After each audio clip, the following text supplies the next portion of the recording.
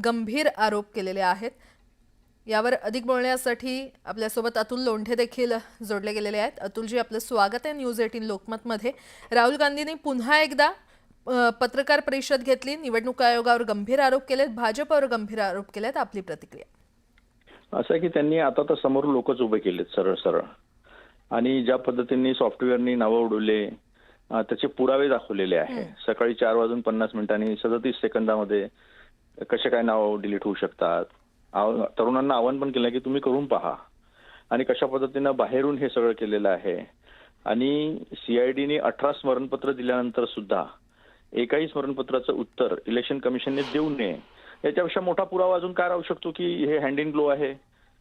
निवडणूक आयोग हे कठपुतली झालेलं आहे यांचं, भाजपचं, आणि हे मिळून क्राईम करत आहे, या देशाच्या लोकशाहीला संपवण्याचं काम करत आहे।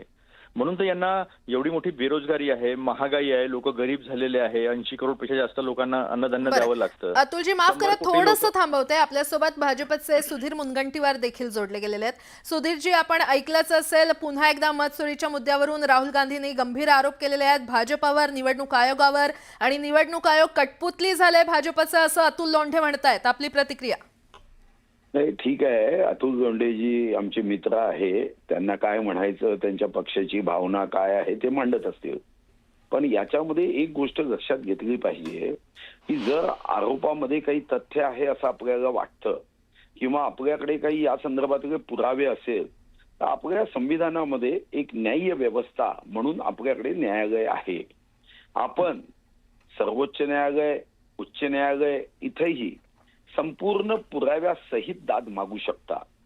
आजही आपल्याला 4 स्तंभ असल्याने एका स्तंभाबद्दल शंका आली, त्याची इंटिग्रिटी डाऊटफुल वाटली, तर आपल्याला या संदर्भामध्ये आपली मागणी आपल्याकडे असणाऱ्या पुराव्याच्या आधारावर सत्य असत्य, न्याय अन्यायाच्या लढाईमध्ये न्यायासाठी संघर्ष आणि त्यासाठी दाद मागता येते।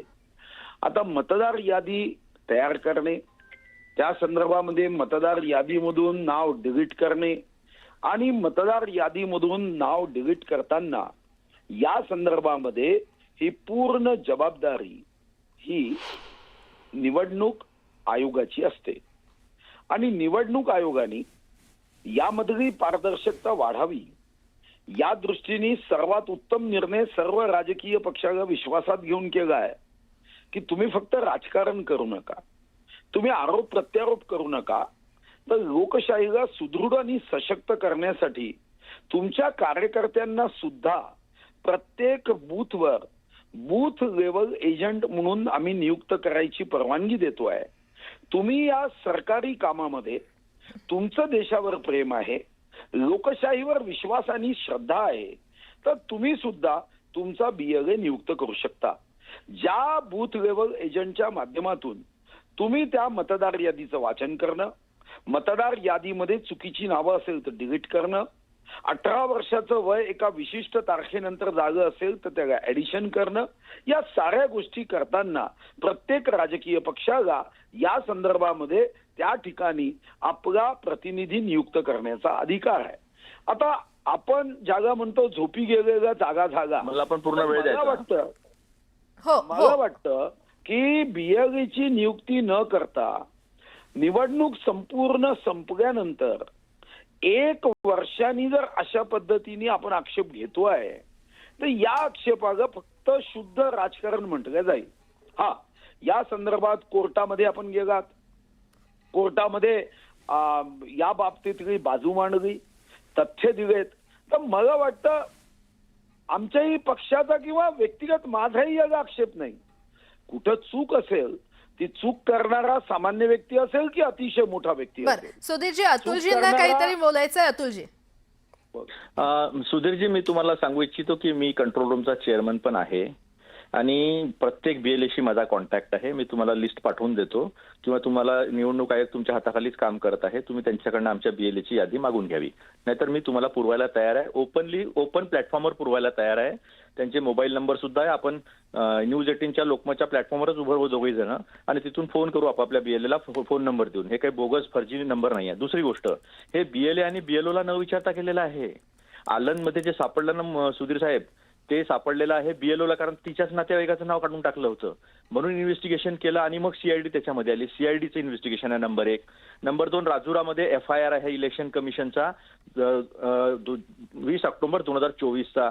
अजूनपर्यंत त्याच्यावर हा FIR कोणी करायला माहित आहे? सुधीर भाऊ ऐका नाही, ना. तुमच्या सुधीर भाऊ ऐका ना. तुमच्या नाही, फक्त मी मदत माहिती बोललो नाही, करता सुधीर भाऊ. सांगतोय. आता तुमच्यासारख्या ज्येष्ठ नेत्यांसोबत नाही, मला माहिती आहे. माझं सगळे कागदपत्र आहे.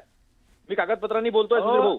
तो थोडंसं ऐकून घ्या तुम्ही. तुम्ही नंतर बोला ना. तुम्ही नंतर बोला ना. कार्यकर्त्यांनी भाजपच्या करायला जाऊ द्या. नाही नाही नाही नाही तुम्ही माझ्याकडे पुन्हा पुरावे आहेत. सांगतोय, जबाबदारीने तुम्ही ज्येष्ठ- सांगतोय. नाही नाही श्री ऐका ना सुधीर देवराव भाऊ. भोंगळे सुधीर भाऊ, यांनी तुम्ही हा चिडू FIR नका सुधीर भाऊ. करायला जाऊ का? माझ्याकडे पुरावा आहे सुधीर भाऊ. माझ्याकडे पुरावा आहे आणि तो पुरावा मी सगळा यांना दिलेला आहे.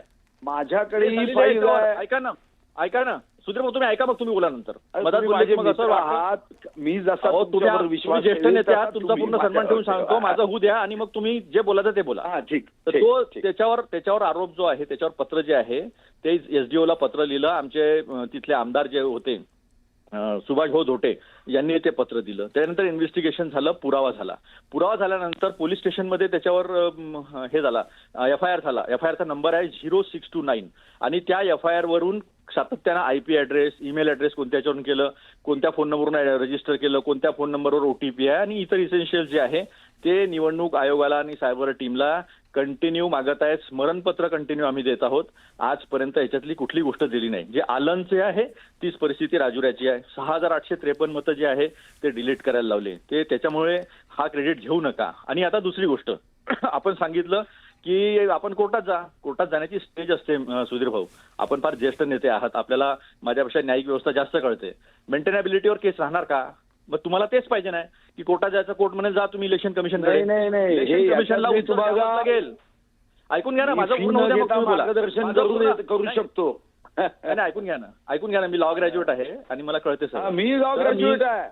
मी सुद्धा तुम्ही फार- LLB आहे, बॅचलर ऑफ जर्नलिझम आहे, DBM आहे, MPhil आहे, MCOM आहे. मी सुद्धा शिकलो आहे आणि माझ्याकडे पूर्ण 30 गॅरंटी आहे वर्षाचा तुम्ही एंटायर अनुभव आहे. पॉलिटिकल सायन्सचे विद्यार्थी नाही. सुधीर भाऊ, मला पूर्ण गॅरंटी आहे तुम्ही एंटायर पॉलिटिकल सायन्स विद्यार्थी नाही. मी पॉलिटिकल सायन्सही केलं आणि 88 मध्ये एंटायर विधानसभेचा विद्यार्थी म्हणून अभ्यास भांबवून जाऊ करायला नका सुधीर भाऊ. शोभत नाही तुमच्यासारख्या अरे, सिनियर मी नेत्याला. भांबवत नाही. तुम्ही भांबवून कशाला जाऊ नका? मी एंटायर पॉलिटिकल सायन्सचे विद्यार्थी नाही हे म्हटलं ना. तुमचं लोकशाहीवर जेवढं प्रेम आहे तुमची स्तुती तेवढं करतोय माझंही मी. प्रेम आहे. मी पुराव्यानिशी बोलतोय. पेपर ठेवून बोलतो आहे.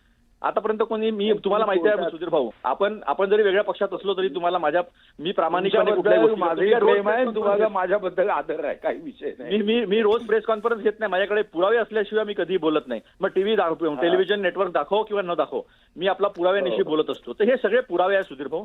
हा तुमच्या आमच्या नाही, पुढच्या पिढीचाही प्रश्न आहे. ही चोरी होत आहे. ही चोरी भाजपचे वरचे नेते करत आहेत. तुम्हाला कल्पना नसेल त्याची. सॉफ्टवेअर वापरत आहेत, ऑनलाईन डिलिशन होत आहेत. त्यामुळे BLOची जी सिस्टम आहे ती इथे कुठेच पिक्चरमध्ये नाही आहे. हे सरळ चोरी आहे आणि ही चोरी पकडण्यासाठी गरजेचं आहे, कारण की ही लोकशाही तुम्ही आम्ही जपलेली आहे.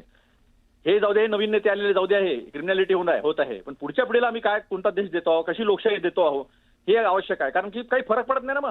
मग बेरोजगारी असो किंवा सुधीर भाऊ सारख्या व्यक्तीला मंत्रिमंडळातून काढून फेकून दिलेलं असो, काही फरक पडत नाही ना. कारण की आम्ही चोरी करून जिंकून आलेलो आहे.